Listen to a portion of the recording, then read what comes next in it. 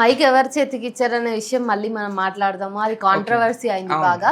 So అంతకంటే ముందు మీరు సోనం వాంగ్చుక్ని ఇక్కడికి తీసుకురావడానికి కానీ ఇక్కడ మీరు కాక్రోచ్ జనతా పార్టీ నుంచి ఒక మీటింగ్ని ఆర్గనైజ్ చేయడానికి మీరు ఎట్లా అప్రోచ్ అయ్యిండ్రో, మీరు ఏమైనా అఫీషియల్గా వాళ్ళ ఆర్గనైజేషన్లో మీరు మెంబర్స్గా ఉన్నారా, మీరు మొత్తంగా మీ టీం మొత్తం CJP నేనా, మీకు ఇంకా అంతకు మించి ఏం లేదా అంటే ఏం చెప్తారు?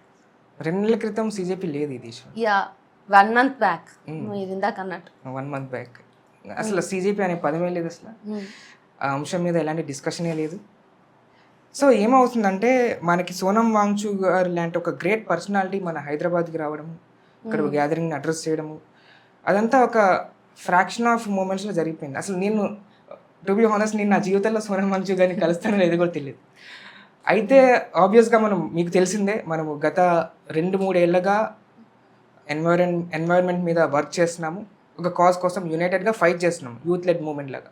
And also one of the major person my friend Ruchit తను ఎంత డెడికేటెడ్ అంటే he put all efforts to make something bigger.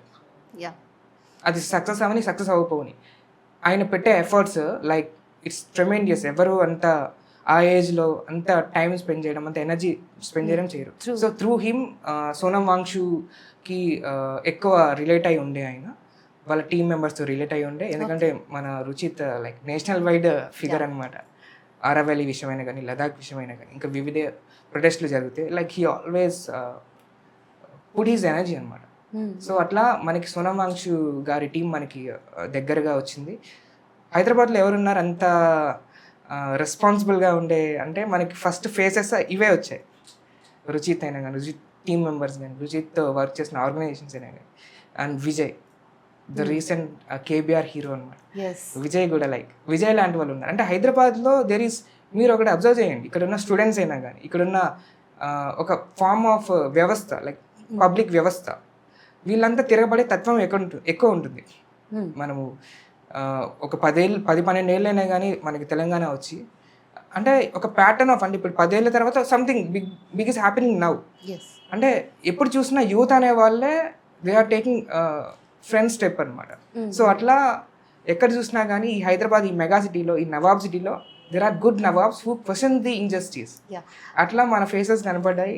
They approached us and we also somehow, of course it's our responsibility, like మేము కాకపోతే ఎవరు చేస్తాము, అంటే మనం కాకపోతే ఎవరు చేస్తామనేసి.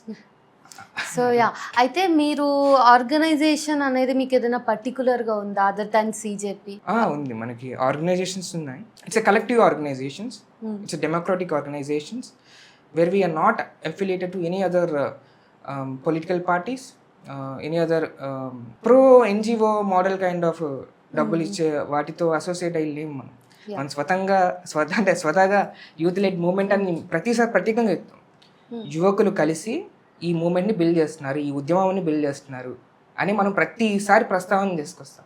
సో తెలంగాణ క్లైమేట్ ఫ్రంట్ అనేసి మనకు ఆర్గనైజేషన్ ఉంది. ఇప్పుడు one of the major thing ఏంటంటే ప్రకృతిని వినాశనం చేస్తే చాలా మార్పులు జరుగుతాయి, ప్రజలు నష్టపోతారు.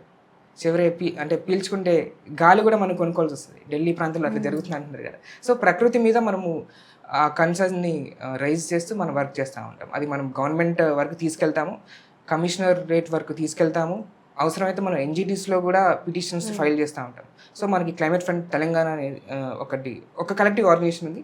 అట్లనే మనము సోనం వాంగ్చుక్ గారైనా కానీ, మేధా పాట్కర్ గారైనా కానీ, ఇంకా వివిధ నేషనల్ వైడ్గా ఉన్న మూమెంట్స్లో ఉన్న వాళ్ళతో కూడా కనెక్ట్ అయ్యాము.